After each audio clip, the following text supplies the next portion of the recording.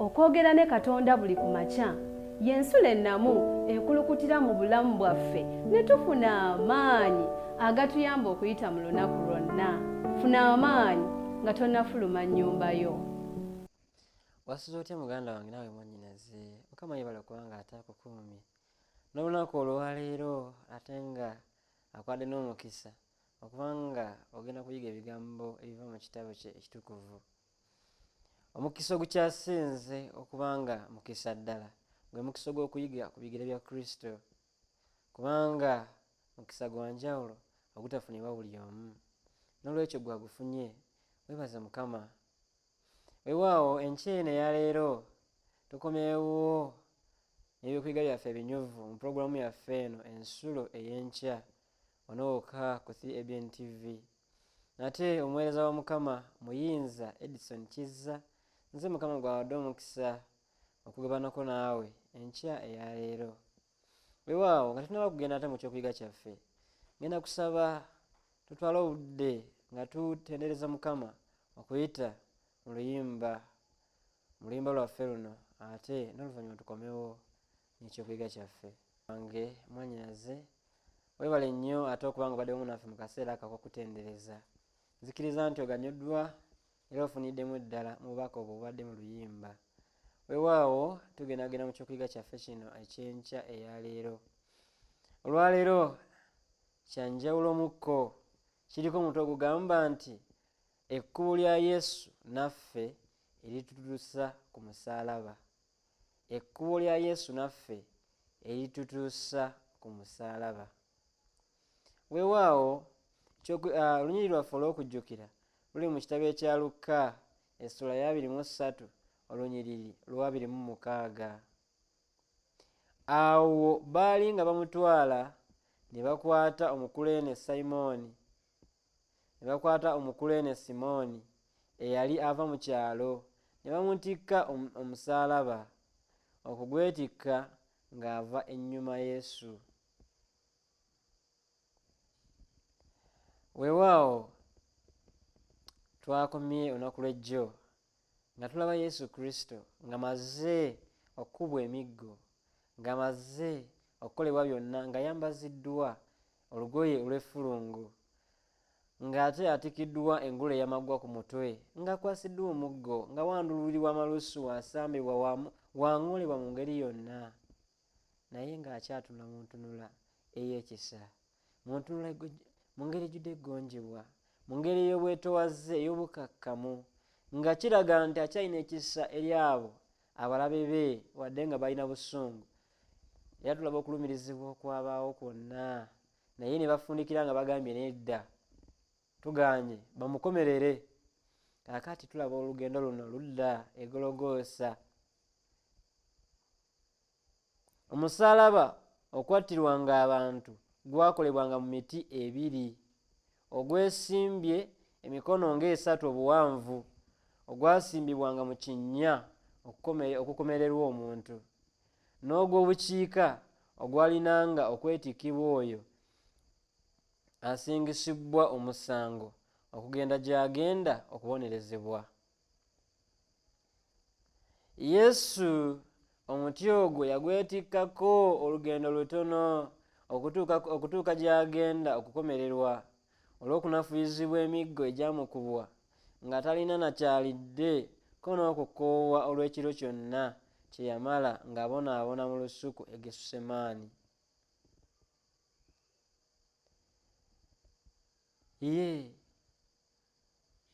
Tulaba ekkubo lya Yesu naffe erituusa ku musaalaba.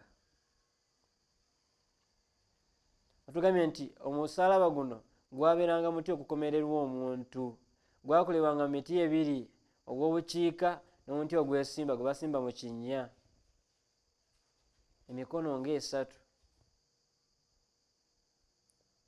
Kaakati ng'omuntu ono asingisibwa omusango yeetikka omusaalaba gwe paka gy'agenda okubonerezebwa. Era tulaba nti Yesu bambi musajja wattu omusaalaba yagwetikkako katono, kubanga yali akooye ng'anafuyiziddwa bamumaze omukuba emiggo, takyalina maanyi, nga talina kye yalidde musajja wattu enjala emuluma. ngattako ekiro kye yali amaze mu Getsemani ng'akaaba ng'asaba ng'akoowoola Katonda nti Mukama Kitange oba ekikompe kiyinzika kinzigibweko, naye singa bwe njagala wabula nga ggwe weeyagala. Ebyo byonna ng'obigasigase nga takyalina maanyi musajja wattu gasulwa musalaba kugutuusa mu kifo ky'agenda kukomererwamu. Kaakati tulaba ng'atambula olugendo nga lumukalubyeko. Kale ani anaayamba n'asitulirako omuntu ono amaze okusalirwa omusango? Olw'okubanga kyabanga kya buswavu okwetikka omusaalaba nga tewali n'omu akkiriza kuyamba. Muganda wange ne mwannyinaze, Yesu Kristo nga talina maanyi ng'omusaalaba gumuzitoyeeko olw'embeera gye yali ayisiddwamu. Buli omu yeebuuza ani agenda okuyamba omusajja ono okumusitulirako omusaalaba kubanga ye amaze okuba ng'asingisibwa omusango. Naye olw'okuba nti kyali kya buswavu nga kikwasa ensonyi nga kiswaliza ddala okuba ng'ositula omusaalaba okuba okugwetikka nga tewali n'omu mweteefuteefu kuyamba mu mbeera efaanako bw'eti. Kakati Simooni Omukuleene yali ali mu kkubo yeetambulira amale asange oluseregende lw'agenda okuttibwa. Simooni musajja wattu atambula, yeetambulira bibye, ava mu kyalo atambula alina gy'alaga.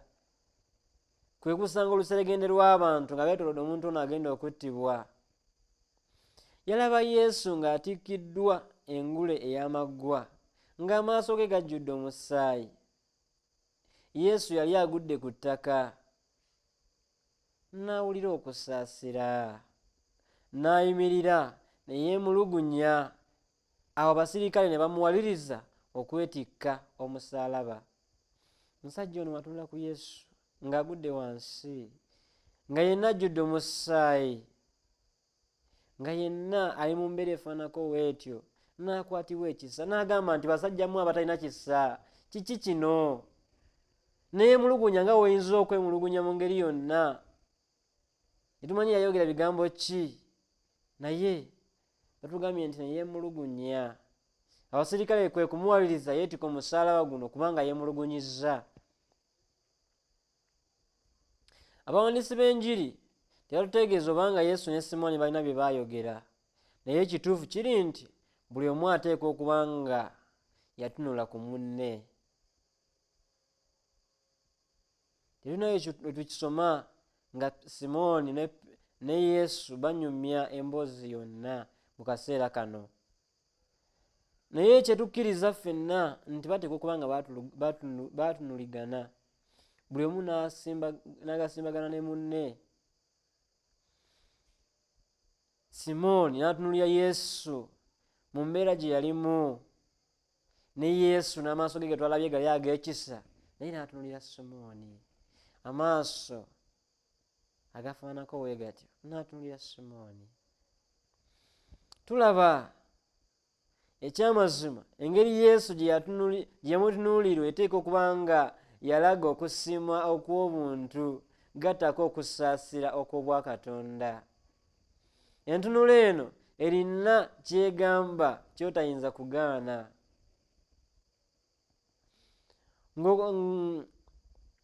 Ng'ofaananyizizzaako n'olugero luno olw'Omusamaliya omulungi, tulaba Simooni nga afuna okusaasira mu mutima gwe. Simooni akwatirwa Yesu ekisa, yagaana obutabaako ludda, era ye teyatya kulaga kwagala kwe eri Yesu, era ensisinkano eyo n'emufuukira enkyukakyuka ey'omukisa gy'ali. Muganda we ne mwannyinaze, kino kyakuyiga kya njawulo. Kino kirowoozo ky'osaanye okuba ng'olowoozaako. Nga Simooni ng'asisinkanye Yesu Kristo, tamumanyi, oboolyawo tamulabanga nako, sigamba nti abadde amanyi nti oba Yesu Kristo anaayisibwa wano n'atwalibwa, atambula bibye naye mu nsisinkano gye yasisinkanamu Yesu Kristo batulaga nti yamukwatirwa ekisa.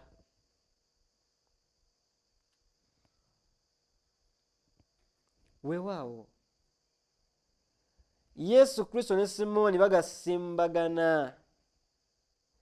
Yesu Kristo mu ntunula ye batugambye nti ate okubanga yalaga okusiima okw'obuntu n'okusaasira okwa Katonda. Naye ensonga enkulu yiino gye njagala muganda wange ne mwannyinaze olowoozeeko. Simooni teyayagala oba teyasalawo kubutabaako ludda. Muganda wange ne mwannyinaze, nze naawe tusaanidde okubaako oludda.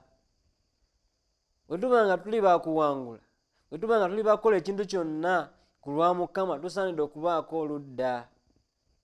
Twalayo olunaku olwayise nti omusajja ono ayitibwa Piraato yayagala okwewala okubaako oludda, naye kyagenda okufundikira ng'alonzeewo oludda. Tosobola kwewala kubaako oludda lw'ogwako muganda wange nawe mwannyinaze. Mu buli mbeera olina okubaako oludda.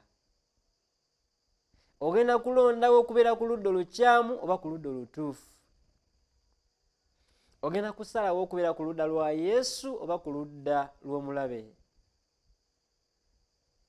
Wali osobola okusalawo mu kaseera ako, yali asobola okusalawo naye n'aba ng'adda ku ludda lw'abantu, kubanga tulabye nti kyali kiswaza nga kya buswavu nnyo okwetika omusaalaba. Naye agambye nti omusajja ono teyatya kulaga kwagala kwe eri Yesu. Weewaawo kintu kikulu nnyo muganda wange nawe mwannyinaze obutatya kulaga kwagala kwo eri Yesu. Twalabye olunaku olwayiseeko nti abantu baba bagamba banandaba batya. Twagala okusanyusa abantu nga tugamba banandaba batya, banagamba batya, banalowooza ki, banantunuulira batya. Naye agambye nti omusajja ono teyatya kulaga kwagala kwe eri Yesu. Naawe mwannyinaze, naawe okyasobola okusalawo, either okusalawo olemererwe okulaga okwagala kwo eri Yesu, oba okusalawo obutatya kulaga kwagala kwo eri Yesu.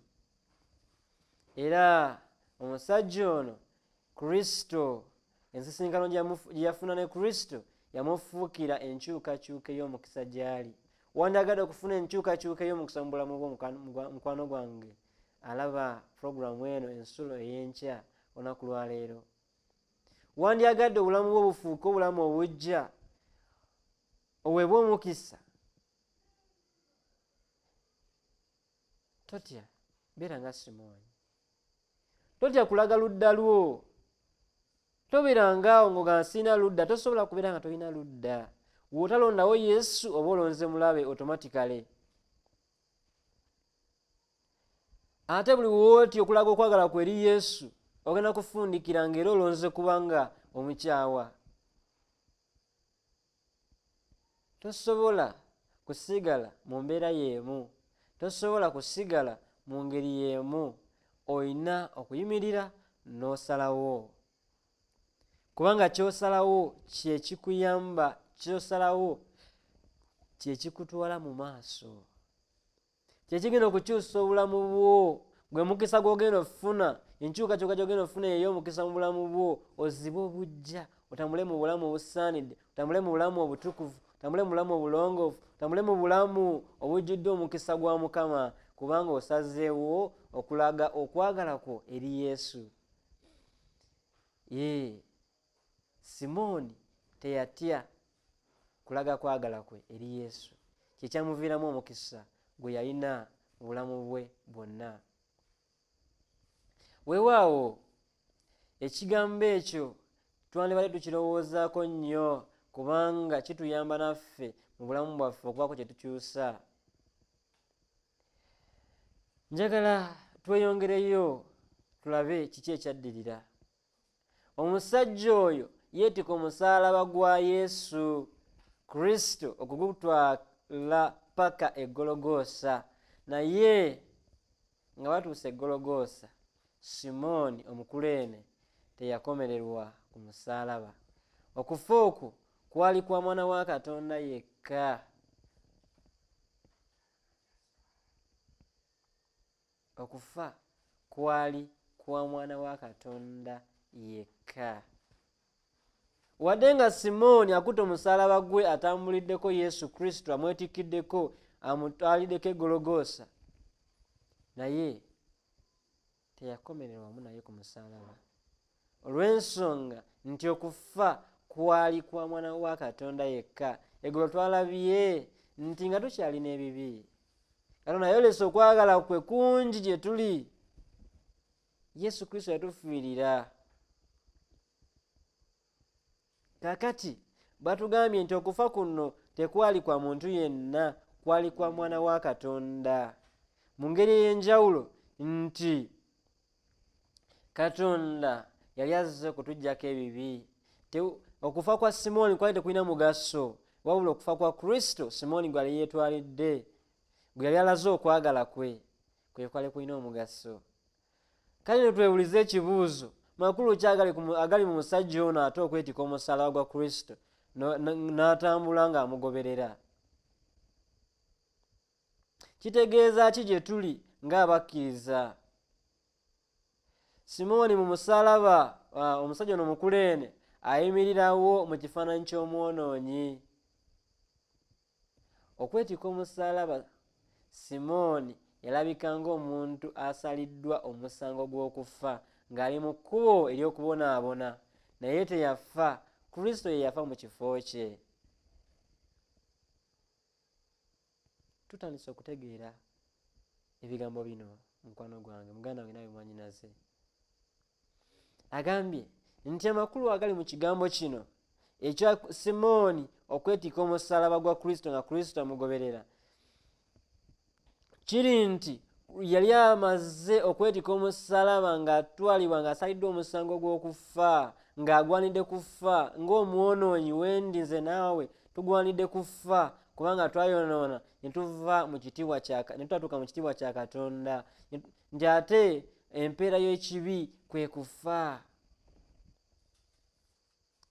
Bw'ebanga empeera y'ekibi kwe kufa, ffenna aboonoonye tugwanira kufa, naye Yesu Kristo afa mu kifo kya Simooni. Kitegeeza nti Yesu Kristo afa mu kifo kyange, Edison, naawe muganda wange, naawe mwannyinaze awulira ebigambo bino.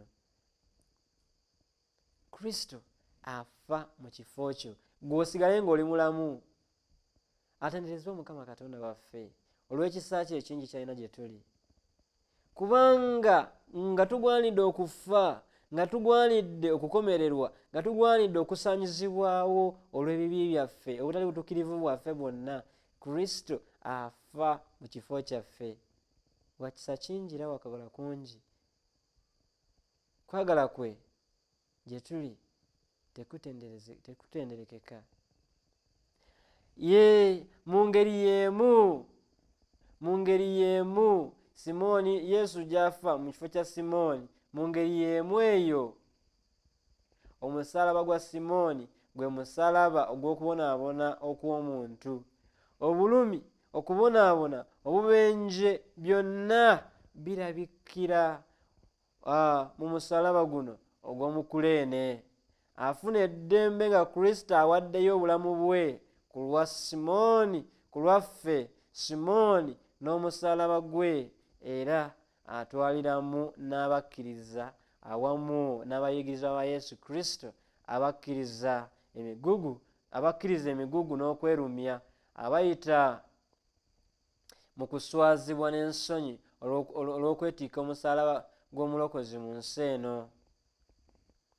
Kristo nga mukulembedde ne Simooni ng'avaako ennyuma nga yeetisse omusaalaba mu kkubo erigenda e Gologoosa, kabonero ak'obumu obw'omuntu ne Katonda mu nteekateeka y'obulokozi.